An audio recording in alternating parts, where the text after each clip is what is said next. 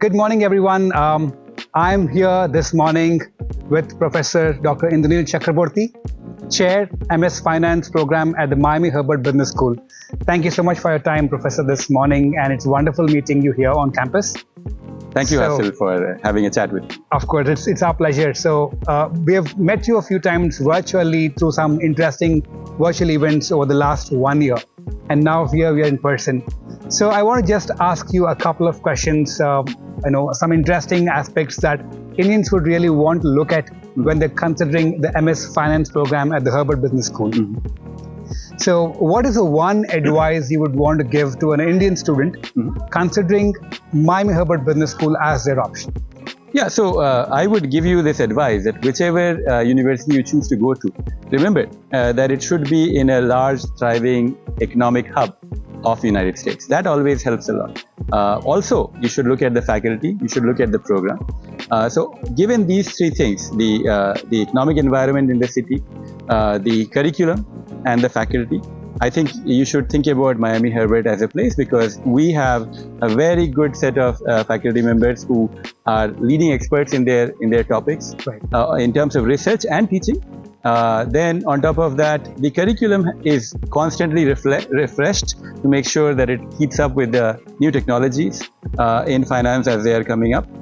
As well as that ultimately getting jobs and placements could be helpful if you are in a large economic hub as Miami. Sure.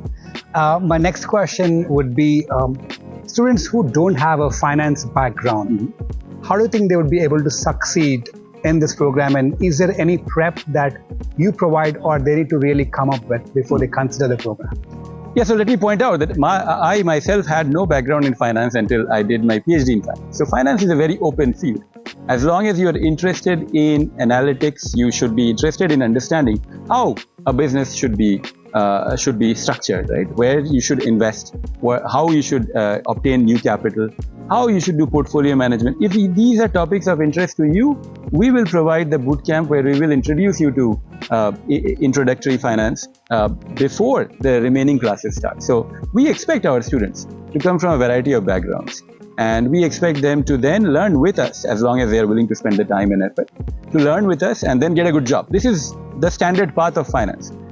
There are very few students who actually have an undergrad in finance who will be in graduate degrees in finance, because once you have an undergrad in something else and then you switch to finance and you learn about it and then get a job, that is the standard path of finance in general, everywhere. Sure. And another common question that students in India have is what kind of careers they can really expect and what kind of outcomes they can expect if they enroll in a program like MS Finance at Miami Herbert, both on-campus opportunities, if there are any, and the kind of careers after they graduate. Yeah, so on-campus opportunities are some, you can work as an RA and TA, and those are ad hoc. You have to work with the professors, so the professors have to offer those to you. But ultimately, the idea of these opportunities is that so how should you think about finance positions in general? There are two different subsets. There's corporate finance, where you are essentially trying to decide how to raise money and then choose to invest. And the other is investments, where you're trying to figure out, well, somebody has given you assets, how are you going to allocate? Within portfolio management, then there is trading, sales and trading. There is also wealth management, which is very big in Miami because a lot of rich people all over the United States ultimately choose to retire and live in Miami. And of course, being a large economic hub, there is a lot of additional companies and headquarters which are here, including companies from South America, from Europe, etc., who need to raise financing and invest all over the world from Miami. And so corporate finance, and of course, remember, I'm talking just about Miami, but once you're in Miami, you're on the East Coast, essentially. Our students go all the way to New York, Boston to get jobs. So that's a pretty standard thing. Everybody's in the East Coast. Some go to the West Coast as well. It's not like that. But the East Coast works as a large economic zone where most people get placed. So as I was saying, just to underscore, finance has two real parts. Banking, financial institutions, corporate finance on one side, where you raise money and for investing for a company. And the other is asset management, where you get money from investors and allocate. So those are the kind of jobs people get. There is we have strong connections with the industry here, and all over the East Coast. We take students to New York and so on. So we are very busy trying to place our students in every opportunity that they want to get placed in. Sure. Thank you so much. And I've got one last question. This is about the ChatGPT, which is, the big thing which is happening around the globe. So what impact do you think ChatGPT has on the finance industry? That's my first question.